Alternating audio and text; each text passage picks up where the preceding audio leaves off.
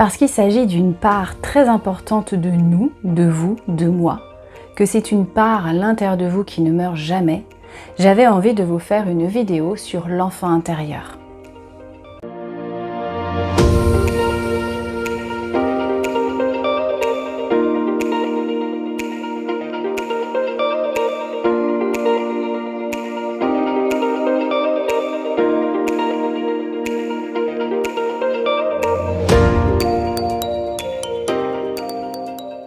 Bonjour et bienvenue sur cette chaîne, je suis ravie de vous retrouver aujourd'hui sur un sujet qui me tenait vraiment très à cœur, qui est l'enfant intérieur.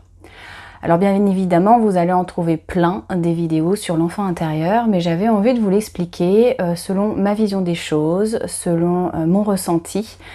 Et ça me tenait à cœur de vous faire cette vidéo sur l'enfant intérieur parce qu'en fait, les séances d'enfant intérieur constituent au moins 60 à 70% de mes séances.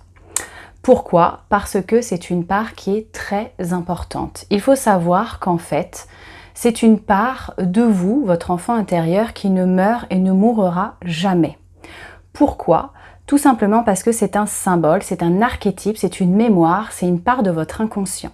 Je m'explique. En fait, l'enfant intérieur, c'est l'ensemble des perceptions enfantines qui se sont logées dans votre inconscient jusqu'à l'âge de 6-8 ans environ.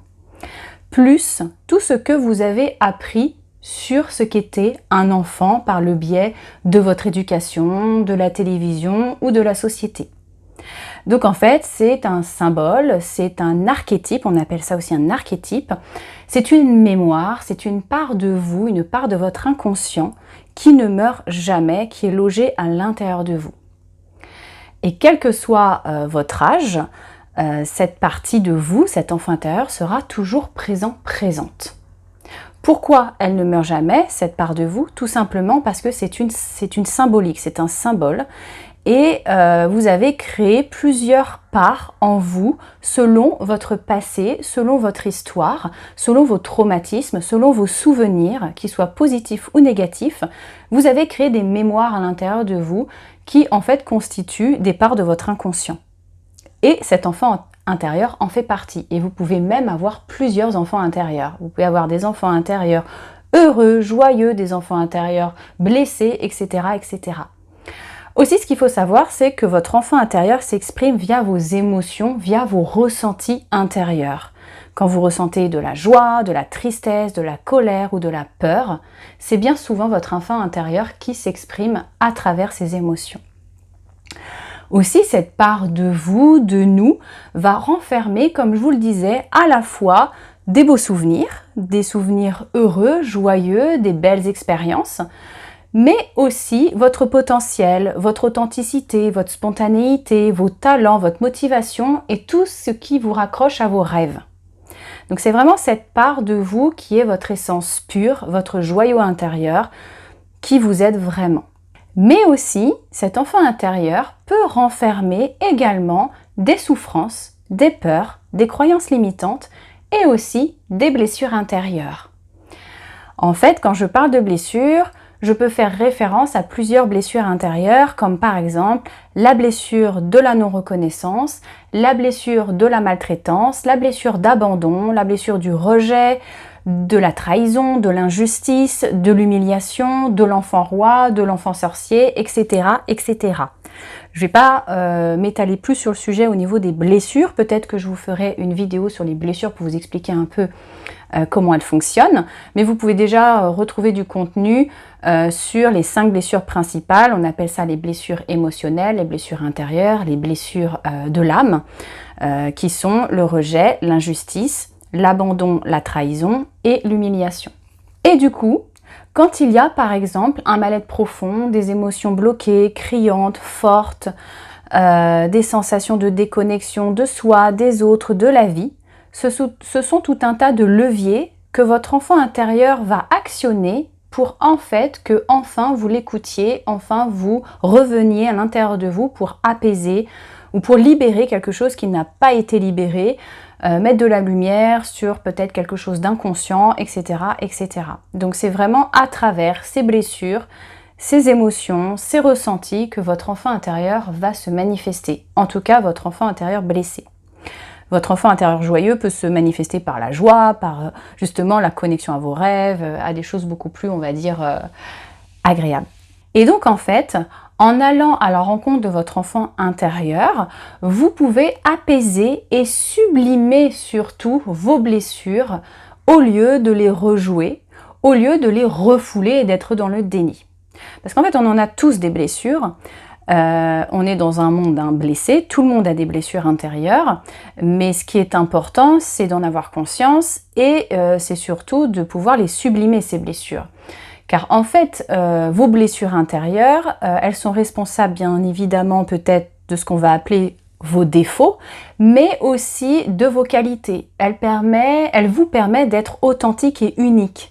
Et lorsque vous sublimez vos blessures, eh ben vous pouvez en fait être pleinement vous-même. Vous pouvez en fait même dégager l'énergie de ces blessures à votre profit, en faire des alliés et en fait faire en sorte qu'elles soient plutôt c'est un peu comme les croyances, hein. Vous pouvez avoir des croyances limitantes et des croyances aidantes. Les blessures, c'est un peu la même chose. Si vous les avez sublimées, elles peuvent devenir un atout et devenir un allié et vous permettre d'incarner pleinement votre unicité. Ce qu'il est important de retenir, c'est que même si nous sommes devenus des adultes responsables, il est tout à fait sain d'être connecté à son enfant intérieur. Cette part qui est connectée à votre joie, à la joie avec un grand J, qui est connectée à votre cœur. En fait, tout simplement, votre enfant intérieur, c'est votre moteur dans la vie. C'est la part de vous qui vous permet de rester connecté, en contact avec votre essence pure, vos couleurs de cœur, vos talents, votre énergie de vie, votre authenticité, vos motivations essentielles, etc., etc. À condition que cette part de vous, cet enfant intérieur, soit apaisée, équilibrée et que vous la laissiez s'exprimer à travers vous. Car la plupart du temps, en tout cas en séance, je remarque que la plupart du temps, nous avons tendance à enfermer tout au fond de soi-même cette part de nous-mêmes, cet enfant intérieur, de la contenir, on la déconnecte de nous-mêmes en fait, comme si c'était une part à part entière et on la met de côté, on la délaisse, on l'emprisonne, on l'écoute pas, peut-être que même on la prend pas au sérieux, peut-être que même on se dit que maintenant qu'on est adulte, en fait, c'est ridicule d'avoir, par exemple, des rêves d'enfant ou d'être connecté avec cette part qui est beaucoup plus spontanée, beaucoup plus naturelle, peut-être un peu naïve, etc. Et du coup, on la rabaisse aussi. Donc en fait, la plupart du temps, effectivement, on la malmène, mais pas de façon... c'est pas une mauvaise intention, c'est pas de façon délibérément d'une mauvaise intention. On le fait parce que dans notre société, on ne nous a pas appris en fait à être en connexion avec notre enfant intérieur, on ne nous a pas appris à connecter avec cet enfant intérieur, à rester en contact avec nos émotions, etc., etc. Donc du coup, effectivement, quand on rentre dans ce monde d'adultes et de grands, on a tendance à prendre un rôle, jouer un rôle en se disant maintenant je suis grand et voilà, je sépare bien, je n'ai plus rien à faire avec tout ce qui est en contact avec le côté spontané, le côté frais, naturel, authentique, les émotions, etc. Donc effectivement, c'est votre moteur dans la vie à condition que cette part de vous soit saine, bien évidemment, apaisée, équilibrée et que vous la laissiez s'exprimer à travers vous. Et d'ailleurs, je dirais même que là, il s'agit de votre part la plus importante de vous, votre enfant intérieur en fait. Finalement, oui, si j'y réfléchis, pour moi, c'est la part de vous la plus importante parce qu'elle vous permet en fait de rester connecté à votre cœur, votre boussole intérieure. Souvent, on dit aux gens, mais tu sais ce que tu veux pas dans la vie, mais qu'est-ce que tu veux? Je sais pas. Alors, je veux plus, mais je sais pas ce que je veux. Mais c'est votre enfant intérieur qui sait ce qu'il veut. C'est votre enfant intérieur qui est connecté à ses rêves. C'est votre enfant intérieur qui est connecté à la motivation, à la vie, à la spontanéité, qui est connecté à la joie, qui est connecté à vos envies, à vos rêves, à ce qui vous fait vibrer dans la vie, à ce qui fait que vous êtes une personne unique, qui est connectée à votre flamme intérieure, à vos motivations, à votre élan de vie, etc., à vos talents, à vos capacités, etc., etc. Donc forcément, si vous êtes déconnecté de votre enfant intérieur, vous savez pas ce que vous voulez dans la vie. Vous savez ce que vous voulez plus, parce que tout ce qui est désagréable, on le voit, ça saute aux yeux et on n'en veut plus, mais vous savez pas vraiment ce que vous voulez. Et du coup, des fois, ça fait des personnes qui vont faire des métiers qui sont complètement déconnectés de leur cœur, qui vont être limite dépressifs, qui vont pas être bien, mais qui sauront pas pourquoi, ou qui vont suivre un chemin tout tracé, le chemin de leurs parents, ou autre, et qui seront plus en fait en connectant avec cette joie profonde. Et quand je parle de joie profonde, je dis pas qu'il faut être heureux, joyeux tous les jours, 24 heures sur 24, c'est être animé par du sens en fait. Le sens que vous donnez à votre vie, c'est être animé par une joie, c'est-à-dire d'être d'apporter du sens dans sa vie et d'être content en fait de faire ce que vous faites quand vous levez le matin et ce que vous faites dans la vie. Donc voilà, c'est pour ça que c'est pour moi la part la plus importante de soi, parce que quand vous êtes déconnecté de votre enfant intérieur, en fait, vous êtes complètement à côté de vous-même et vous pouvez devenir l'ombre de vous-même, devenir très mal, peut-être même dépressif, triste ou très en colère. Et en fait, ce qui est important de souligner, c'est que là, quand je vous dis de reconnecter avec votre enfant intérieur, le but, ce n'est pas de devenir inconscient, immature, naïf comme un enfant. Bien évidemment, vous restez un adulte responsable. Le but, c'est de se reconnecter à son cœur et de se reconnecter à cette part de légèreté, d'émerveillement pour la vie et de joie profonde. C'est de garder cette part qui vous anime, qui vous fait vibrer et qui vous reconnecte à la joie, tout en restant un adulte responsable. Aussi, en reconnectant avec votre enfant intérieur, vous pourrez mieux apaiser et libérer vos émotions, au lieu de les renfermer et de les subir. Ce que je vois particulièrement, c'est qu'effectivement, il y a beaucoup d'adultes responsables qui, en fait, sont très enfantins sur leurs émotions, ne savent pas les comprendre, ne savent pas les exprimer, ne savent pas comment les libérer. Et du coup, c'est problématique dans la vie parce que on se sent pas bien en fait au niveau de son quotidien. Et puis du coup ça fait des adultes soi-disant responsables mais quelque part un peu immatures au niveau des émotions. Alors en reconnectant avec cet enfant intérieur, vous reprenez votre pleine place à l'intérieur de vous et vous pouvez mieux en fait comprendre le besoin qu'il y a derrière vos émotions, comprendre le message qu'il y a derrière vos émotions, pouvoir les exprimer, les libérer et vous apporter à vous ce dont vous avez besoin. Donc vous voyez qu'en reconnectant avec cet enfant intérieur, vous devenez encore plus autonome, responsable et finalement adulte. Comme je vous le disais, il existe plusieurs mémoires de votre enfant intérieur selon ce que vous avez vécu. Donc vous avez créé plusieurs mémoires à l'intérieur de votre inconscient selon ce que vous avez vécu, ce qui vous a marqué. Ça peut être positif comme moins positif. Et vous pouvez du coup reconnecter aussi avec votre enfant joyeux pour vous reconnecter à la vie. Moi, c'est ce qui m'est arrivé la dernière fois en séance.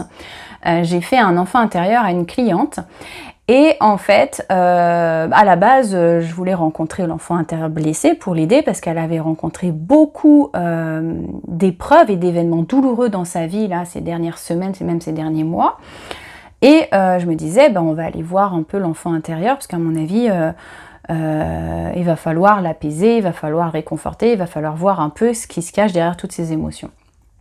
Et en fait, on a retrouvé une enfant intérieure joyeuse et en fait, c'est tout ce dont elle avait besoin, c'est de se reconnecter à la vie, se reconnecter à son élan de vie et surtout se reconnecter à ses rêves.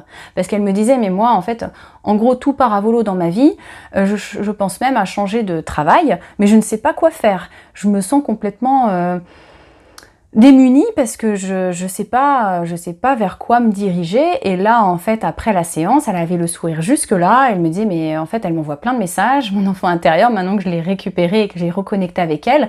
Et je sais exactement ce que je veux faire. Je me souviens de mes rêves d'enfant et j'ai envie de passer ce concours et j'ai envie de tester, d'aller dans cette voie pour ce métier, etc. Donc, vous voyez que des fois, même en reconnectant avec l'enfant joyeux, finalement, c'est tout ce dont cette cliente avait besoin, c'est de se reconnecter à l'élan de vie, à l'élan qui l'anime, à la vie qui l'anime à l'intérieur d'elle, et de pouvoir savoir ce qui l'a fait vibrer, parce qu'avec toutes ces années de déconnexion, elle savait plus ce qu'elle voulait, ce qu'elle aimait, ce qui la faisait vibrer, vers où il fallait aller, ses envies, ses rêves, ses motivations, etc., etc.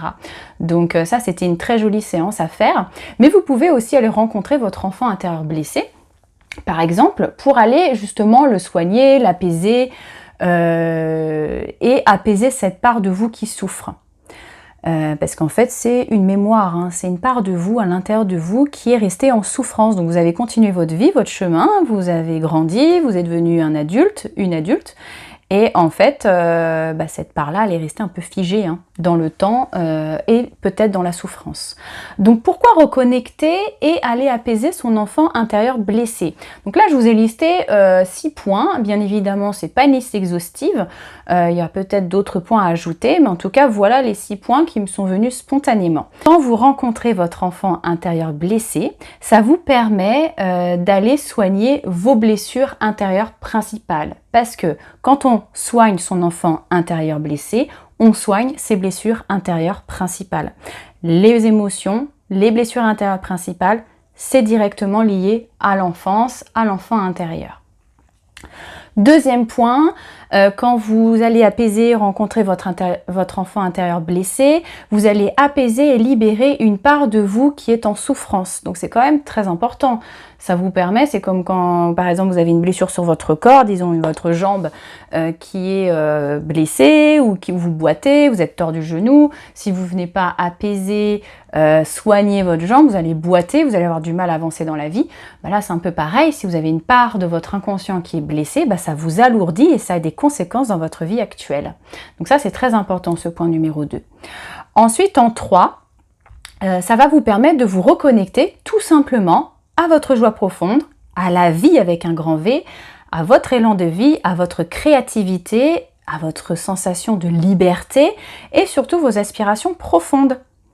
Et oui, quand vous vous reconnectez à votre enfant intérieur, surtout que vous allez apaiser votre enfant intérieur blessé, vous allez en premier le soigner, le guérir, mais surtout lui apporter ce dont il a besoin, et vous vous reconnectez à toutes les qualités qu'a un enfant intérieur.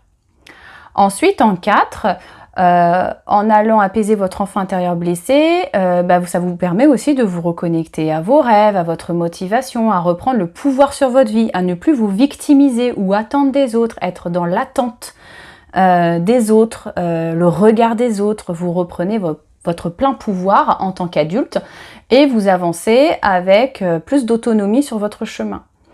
En 5, j'ai mis en fait que quand vous allez rencontrer, reconnecter et apaiser avec votre enfant intérieur et apaiser votre enfant intérieur blessé, ça vous permet de vous affirmer davantage, de vous reconnecter à votre sécurité intérieure et surtout de vous autoriser à rayonner, encore une fois, en se libérant du regard des autres. Et surtout, créer cette sécurité intérieure, c'est très important, de créer un espace à l'intérieur de vous de sécurité. Souvent, en tout cas, il y a beaucoup de personnes qui ne l'ont pas et ça provoque de l'anxiété, c'est ce qu'on peut subir.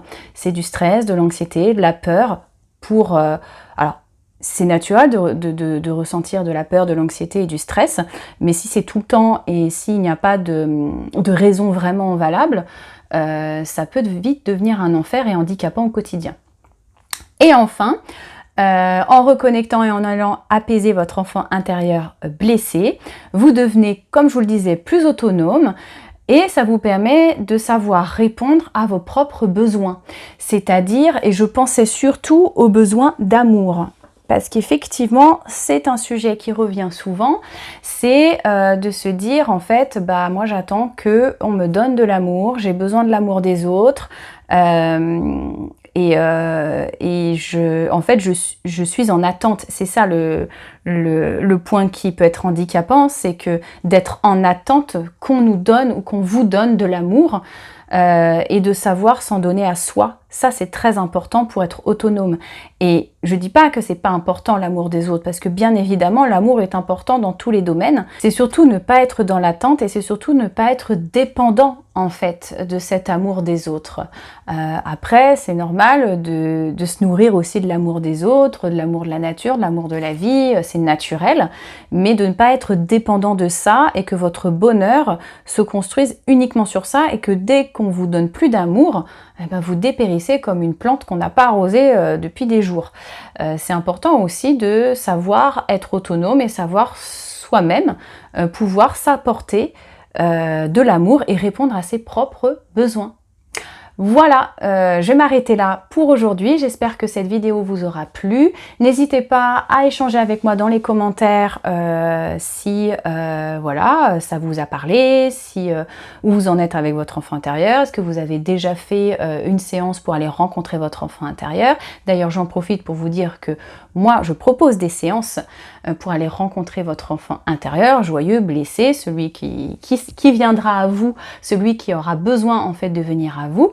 Vous pouvez le faire en séance unique en me contactant, je mettrai tout dans la description, juste en faisant une seule séance pour aller rencontrer votre enfant intérieur, ou vous pouvez aussi le faire via un pack avec plusieurs séances qui va vous permettre une réelle rencontre avec vous-même et vraiment connecter de manière profonde avec vous-même pour un travail plus en profondeur voilà, vous permettre d'atteindre votre objectif, de dépasser votre problématique, etc. etc. Donc n'hésitez pas à me contacter si vous avez besoin, envie de vous faire accompagner sur ce sujet, parce que c'est pas toujours évident tout seul. Et aussi, je propose des appels découvertes gratuits de 30 minutes. Donc, vous pouvez aussi réserver votre appel découverte si vous avez envie d'échanger avec moi sur le sujet de l'enfant intérieur ou sur votre problématique pour qu'on en discute ensemble. Voilà, en tout cas, j'étais ravie d'échanger avec vous, enfin, en tout cas de vous transmettre ces petits conseils et ces informations.